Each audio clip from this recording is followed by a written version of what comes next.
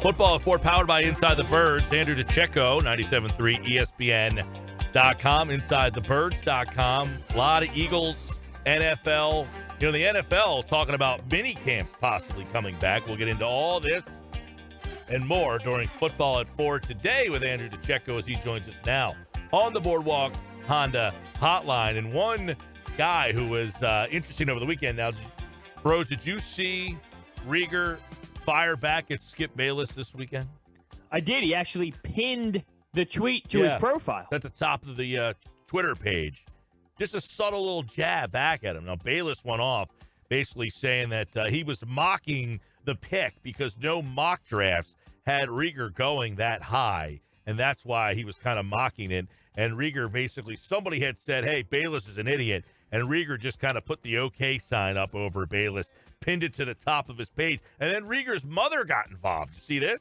Oh, I did not see the mother. Oh, yeah. She got involved. So apparently Reagor has a history of, people calling him out and then him kind of saying, all right, I got you. A little MJ mentality. Yeah, did you hear MJ? Apparently there's audio of him saying that he did not want to play with Isaiah after he said he never said that. Yeah, that was actually in the headlines, but we never got to it. But, yeah, that's wild stuff, although not shocking at all. Man, MJ's really taking a beating with his Listen, it just defends my my thought process on the whole MJ thing. The obsession is real. All right, let's bring Andrew DiCecco in. Football at 4, powered by InsideTheBirds.com, here on the Sports Bash Live on 97.3 ESPN. Andrew, what's going on, man? How was your weekend? Oh, it was great, man. It was good to kind of enjoy some nice weather for a change and, kind of relax a little bit. How about you guys? I know. I got a text message from Andrew on Saturday asking me for an update on my IPAs, and I just started firing pictures back at him. He couldn't keep up with them. Well, I was in the same boat because you just kept sending them too, and I was coming at you with 7 different types of smoke. Yeah. No, it was good. It was good, but a lot happened over the weekend. A lot centering around Jalen Reagor, and I know that was a topic of you and Moshe over at InsideTheBirds.com. I saw Pro Football Focus ranked the rookie wide receiver situations for this season and had him 9th on the list of 10th in terms of the best situations. But I'm interested to hear from you. What kind of role do you see for Jalen in his rookie season?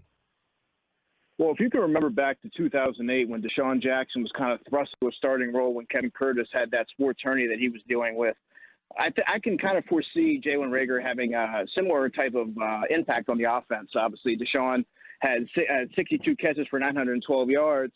So I don't necessarily think that Jalen's going to have that kind of impact. But, Jeff and I did that piece today where we kind of predicted his output for his rookie season. I had him at 55 catches for 750 yards and 5 touchdowns. I think that'd be a tremendous rookie season given the shortened off season and kind of how tough it is as a wide receiver to get behind, to kind of get the ball rolling as far as learning the offense.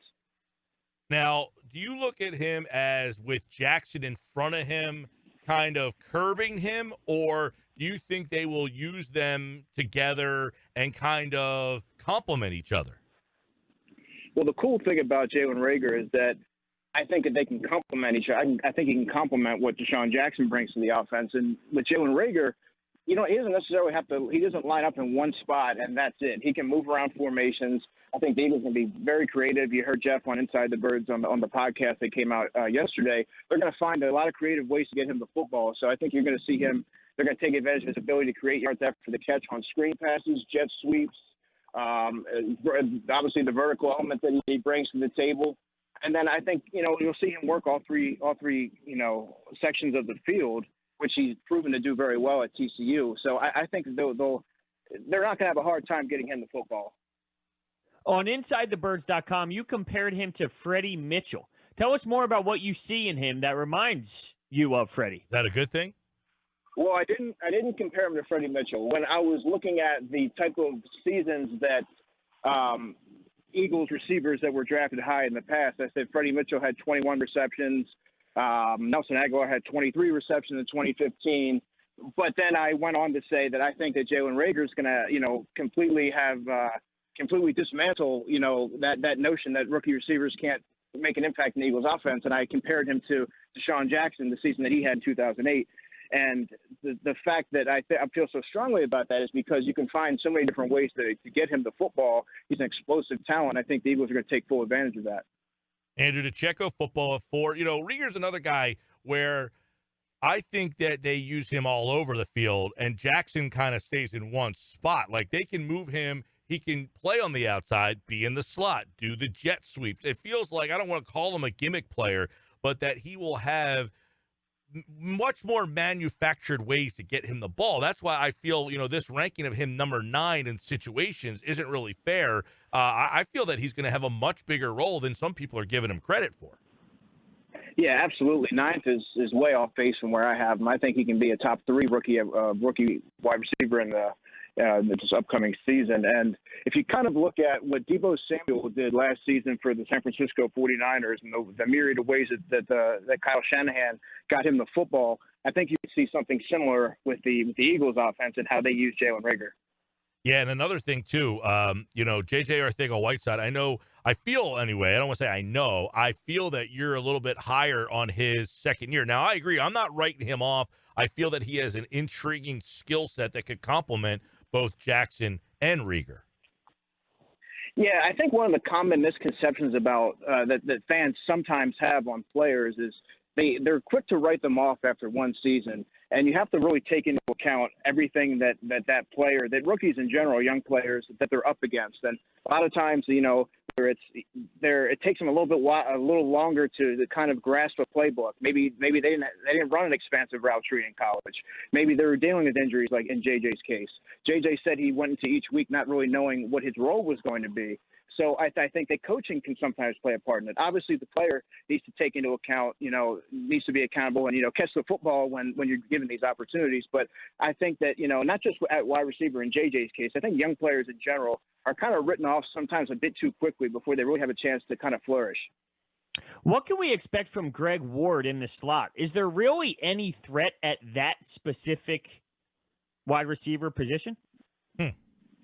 Well, Greg Ward's, like you said, he's primarily a slot receiver. Anybody who's kept up with my work since 2017 knows that I've been a big advocate of Greg Ward in his game. I like what he brings to the table. The thing with Greg Ward is that he's not exceptionally fast. He's more of an elusive guy. He's not a vertical threat at all. He's more of a horizontal threat. And you saw him kind of build for the consecutive years on the practice squad. He would come so close to making the roster, and he would be on the practice squad, and he would give the first team offense good looks during the week, and you kind of saw his ability to absorb everything that was thrown at him over the past couple of seasons. Because when he went out there, he was fully prepared to go out there and execute what the offense, what his responsibilities were. I think that now that you have so many different components to the offense, Greg Ward gets bumped down significantly down the receiving depth chart, so he'll probably be the 5th or 6th guy. But having a guy who is your leading receiver on a playoff team as your 6th receiver, you're in a much better spot, obviously.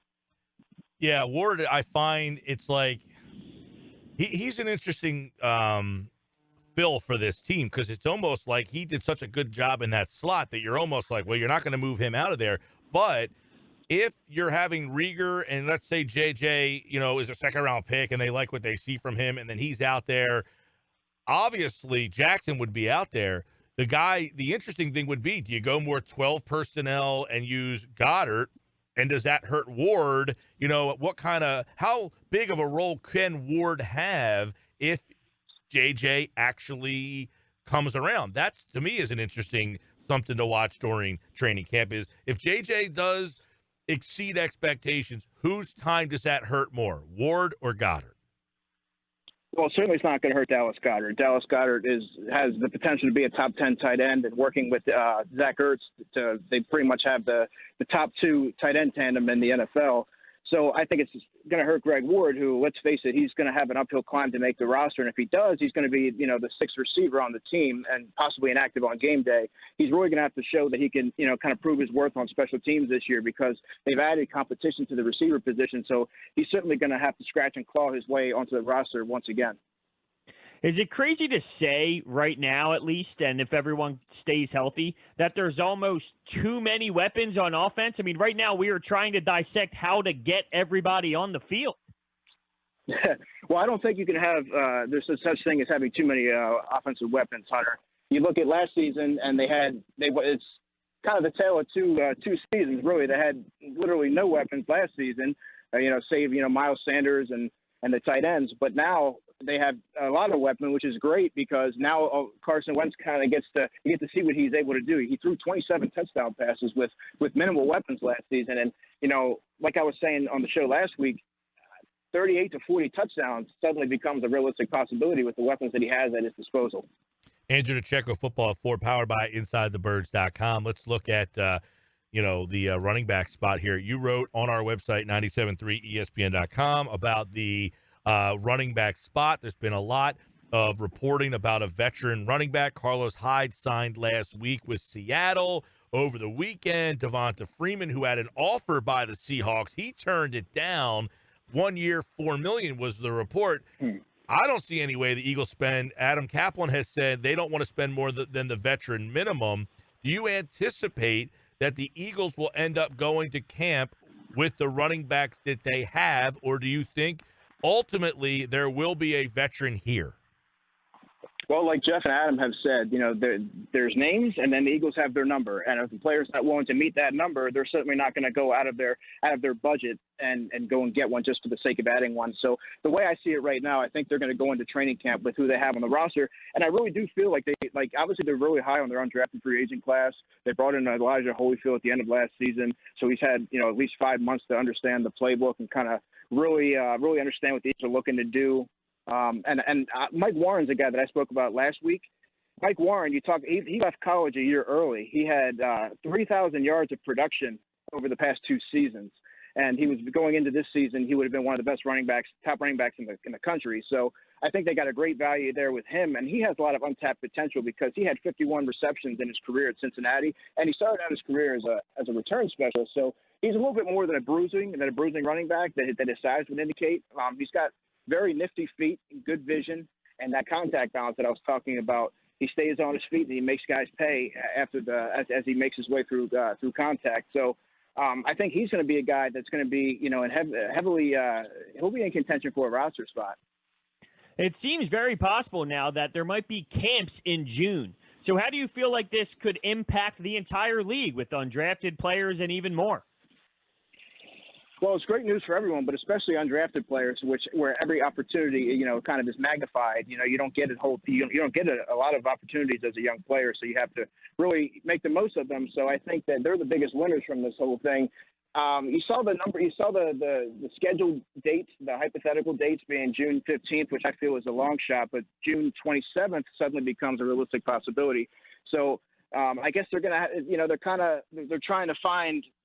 They're trying to find an actual date, but the coronavirus are restricted by there's restrictions with the coronavirus in various states, so it's going to be interesting to see how that plays out. Yeah, PA being one of them, where the Eagles are one of the teams that aren't allowed. I guess with Jersey opening up today, do we anticipate seeing the Eagles do something that a lot of these teams are starting to do? In Tampa, Tom Brady's out. Do we see the Eagles finding a high school field in Jersey somewhere and starting to chuck it around a little bit to get your guys like John Hightower, Quez Watkins, Mike Warren out on the field? I think that's certainly going to that becomes a realistic possibility now. And I think, maybe like after another week or so of these virtual meetings, I think you're going to start to see more and more teams do that. And, as you see, that Carson Wentz has historically been a player who likes to kind of get his offensive guys, get them all on the same page, get that work in. And I think that's something that you could realistically see in the next couple of weeks here. Brandon Graham has said he thinks that the Eagles have an advantage over the rest of the NFC, and that's what's the whole fact of their coaching staff is coming back. They have the full coaching staff. They have that, which no other team in the NFC East really has. But Doug Peterson did say last week, he did admit, he texted Sal Paolantonio, Andrew, that it's really hard to build team chemistry virtually, like over a computer, that it's hard to do. And I guess the one question is, one of the things the Eagles did this all season was they tried to add a lot of speed with skill position players. So even with the same coaching staff, I do still see that it's difficult to try to incorporate all these young receivers to this offense if they can't get grass time, which is the word that Peterson used. Do you think that is something that is not being taken under consideration when people talk about, well, they have the same coaching staff, but yeah, they brought in 5 new receivers? Mm-hmm. Yeah, I think that's a big problem across the league, not just with the Eagles. And if you listened to the Doug Peterson's press conference last week, where I guess the best way that he could really kind of get a gauge of where his players are at is he would tell his position coaches to kind of get feedback from each player, a few sentences, as to where they're at in their development and, report back to them. And that's really all you can do, virtually. There's always so much you can do. But I think that, not having that grass time significantly impacts, you're going to you'll probably see some teams, probably all the teams are going to start out the season pretty rusty, not having that extra, classroom time and grass time, like you said. The Eagles definitely have an advantage with the coaching staff, but how do you think the whole Dak Prescott contract conversation and the drama surrounding that can affect the Eagles' chance of winning the NFC East?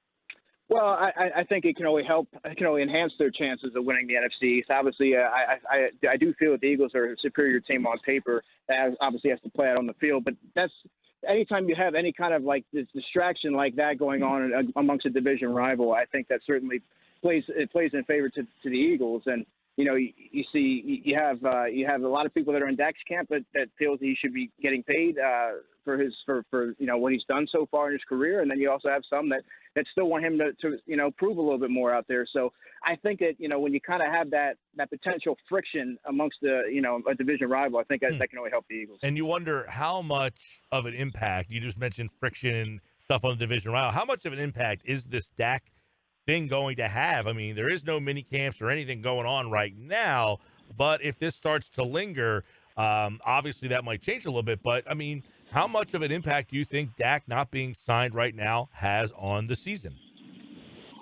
Well, I think it has a big impact on the Cowboys because right now, there aren't any workouts. Everything's done virtually. So that's really all they have to talk about. That's all that anyone, in there and around the team is talking about.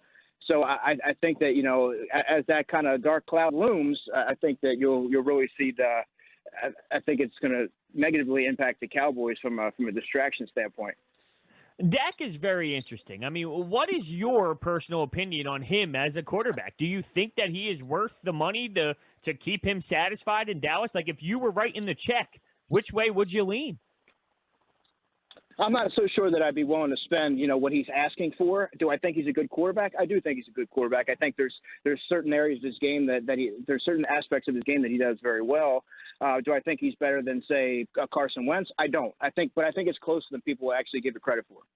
All right, Football 4 powered by Inside the Birds. Andrew DiCecco is with us here as we're looking some of the things that are happening with the Eagles to this offseason. And then, of course, the NFL, which, by the way, we talked about a little bit, but the restrictions on pro teams are now being lifted. So you're going to start seeing the possibility of a mini camp. So I guess the next question would be, is the anticipation just, covering the league and what we know, do we anticipate things kind of starting off training camp as normal, exhibition games kicking off in August without fault problems? Are we starting to feel better about that? Well, I don't. There's still a lot of uncertainty. Obviously, Brown center J.C. Treader came out and said, he essentially said, to kind of, By the way, he's the president of the NFLPA for the people who don't know who he is. Go ahead. Yeah, well, he earlier this afternoon, he kind of said, our union has not agreed to any reopening plan, any reports coming back to work are hypothetical. So, I guess as you see new developments, then things become a little bit more clear. But as of right now, everything is kind of hypothetical and fluid. Right, because the states, I guess you still have Pennsylvania, California as two that need to still kind of open up. Now, I guess those states those teams could essentially go to a neighboring state.